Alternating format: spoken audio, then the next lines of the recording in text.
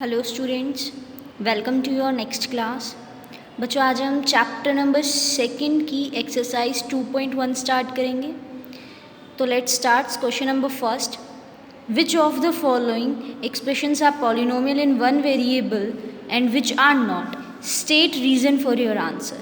अब जो ये आपकी इक्वेशन से आपको ये बताना है कि ये पॉलिनोमियल है या नहीं।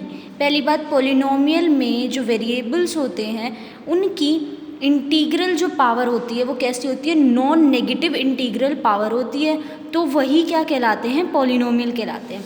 फॉर एग्जांपल, जो आपके क्वेश्चन नंबर फर्स्ट का फर्स्ट पार्ट है, इसके अंदर क्या है, x की पावर है 2 और जो 2 है यहाँ 1 है, यहाँ पर x की पावर है 0।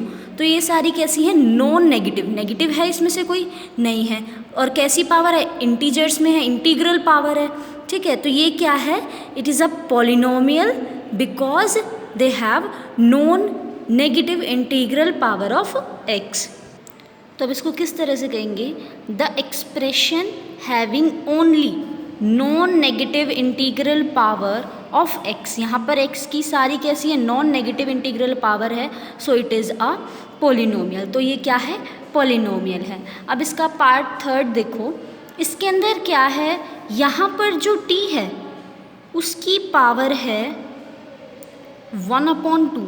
रूट की पावर हम ऐसे ही लिख सकते हैं 1/2 प्लस t। यहाँ पर तो t की पावर है 1, ठीक है, और यहाँ पर t की पावर कैसी है, 1/2। क्या ये नॉन नेगेटिव इंटीग्रल पावर है? नहीं, ये तो कैसी है, रैशनल है। तो इसके अंदर हमारा रीज़न क्या होगा, जो हमारा 3√t है has rational power of t, so it is not a polynomial। ठीक है, तो ये क्या है, पॉलिनोमियल नहीं है, क्योंकि यहाँ पर t की पावर नॉन नेगेटिव इंटीग्रल नहीं है। t की पावर किस में हो गई, 1/2 में। नॉन नेगेटिव, नेगेटिव नहीं होनी चाहिए, माइनस नहीं आना चाहिए, और एक इंटीजर होना चाहिए।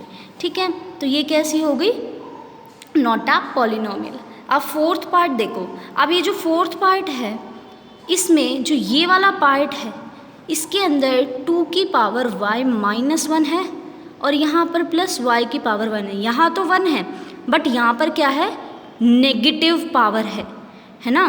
तो क्या है, इसका रीज़न क्या लिखेंगे हम, कि 2 की पावर -1 हैज़ नेगेटिव, ठीक है, negative power, so it is not a polynomial. ठीक है, तो ये क्या है, पॉलिनोमियल नहीं है, क्योंकि इसमें y की पावर कैसी है, नेगेटिव है। तो अपना नेक्स्ट क्वेश्चन देखो, question number 2, right the coefficient of x squaring each of the following. अब ये जो आपके दे रखे हैं पार्ट्स, इसमें x स्क्वेयर, ये x स्क्वेयर है, इसके कोफिशिएंट लिखने। कोफिशिएंट क्या होते हैं, जैसे ax स्क्वेयर, तो ये तो क्या है, वेरिएबल, और ये इसके क्या है, कोफिशिएंट्स। तो ये इसके कोफिशिएंट्स लिखने हैं। तो इस इक्वेशन में एक्स स्क्वेयर का कोफिशिएंट क्या है, एक्स स्क्वेयर का coefficient is, coefficient of x square is 1। यहाँ पर एक्स स्क्वेयर का कोफिशिएंट कहाँ है, यहाँ पर कहीं है एक्स स्क्वेयर, नहीं, तो क्या है, coefficient of x square is 0। ठीक है, तो इसके जो बाकी के पार्ट्स हैं वो भी इसी तरह से करने हैं। सिंपल है, सिर्फ एक्स स्क्वेयर का आपको कोफिशिएंट बताना है। ठीक है, उसके बाद देखो question number 3, give 1 example each of the binomial of degree 35। हमें ऐसा एग्जाम्पल लिखना है, कैसा, बाइनोमियल हो। बाइनोमियल का मतलब जिसमें 2 टर्म्स हो वो होती है बाइनोमियल, जिसमें एक टर्म हो वो होता है मोनोमियल। ठीक है, तो बाइनोमियल में हमें 35 डिग्री का हमें इक्वेशन लिखनी है, और दूसरा क्या है, end of the monomial of degree 100, और मोनोमियल किसकी लिखनी है, डिग्री 100 की। तो अब देखो हमारा फर्स्ट एग्जांपल हम क्या लिख सकते हैं, y की पावर 35 प्लस 2, या कुछ भी लिख सकते हैं, 2 लिख दो, 3 लिख दो, कुछ भी। तो इसके अंदर क्या है, is a binomial of degree 35।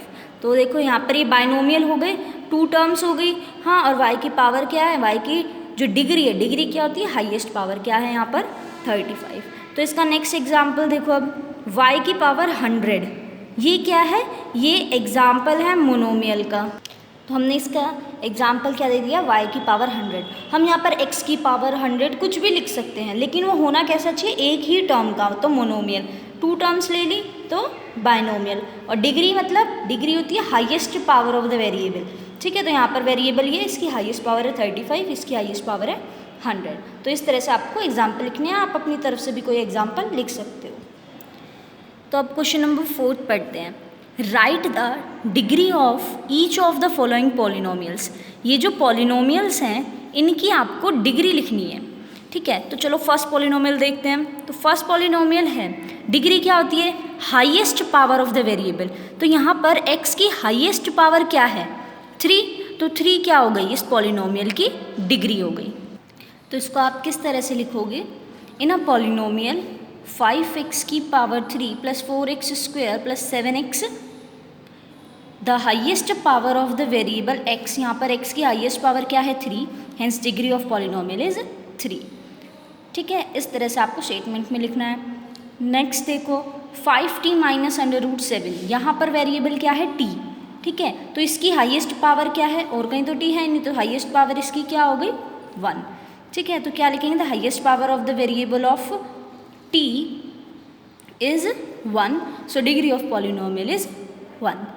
Next 3, यहाँ पर कोई भी वेरिएबल नहीं है, ठीक है। तो यहाँ पर हम t की पावर 0 लिख दें। मैंने पिछली वीडियो में भी बताया था, जब किसी के वेरिएबल की पावर 0 होती है तो वो किसके इक्वल होता है, 1 के।